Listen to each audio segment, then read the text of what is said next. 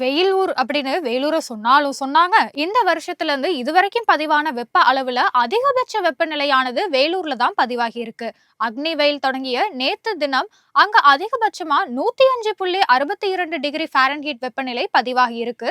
பிற மாவட்டங்கள்லயும் வெப்பநிலை தொடர்ந்து அதிகரிச்சுக்கிட்டே தான் வருது. வேலூருக்கு அடுத்தபடியா திருச்சியில 104.9 டிகிரி ஃபாரன்ஹீட்டும், மதுரை விமான நிலையத்துல 104.72 டிகிரி ஃபாரன்ஹீட்டும் வெப்பநிலை பதிவானது. இதே மாதிரி நாமக்கல் அப்புறம் சேலம் மாவட்டங்கள்லயும் அதிகபட்ச வெப்பநிலை 104 டிகிரி ஃபாரன்ஹீட்டா வெப்பம் பதிவாகி இருக்கு. தமிழகத்துல கடந்த பிப்ரவரி மாசத்துல இருந்தே வெயிலோட தாக்கம் தொடர்ந்து அதிகரிக்க தொடங்கி இருக்கு.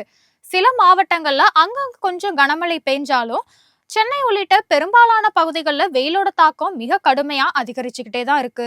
இன்றைய தினத்தை பொறுத்த வரைக்கும் தமிழகத்துல சில பகுதிகளில் அதிகபட்ச வெப்பநிலை இயல்பை விட 3 டிகிரி செல்சியஸ் அதிகமா இருக்கும் அப்படின்னு தெரிவிக்கப்பட்டிருக்கு. நாளைக்கும் இதே நிலை நீடிக்கும் அப்படின்னு தான் அறிவிப்பு வெளியாயிருக்கு.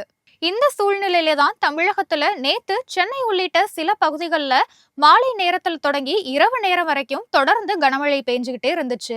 சென்னை நகரோட பல இடங்கள்ல கடுமையான சூறாவளி காத்தோட பெய்த கனமழையால கோடை வெப்பம் கொஞ்சம் குறைஞ்சிருக்கு அப்படின்னு தான் சொல்லியாகணும்.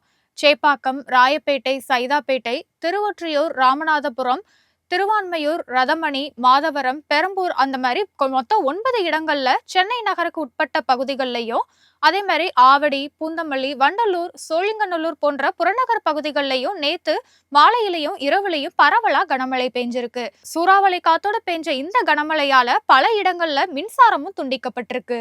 இந்த கோடை மழை இன்னைக்கும் நாளைக்கும் சில மாவட்டங்கள்ல பெய்யறதுக்கு வாய்ப்பு இருக்கு. நீலகிரி, தேனி, திண்டுக்கல் மாவட்டங்கள்ல சில பகுதிகளில் கனமழைக்கு வாய்ப்பு உள்ளதா தெரிவிக்கப்பட்டிருக்கு.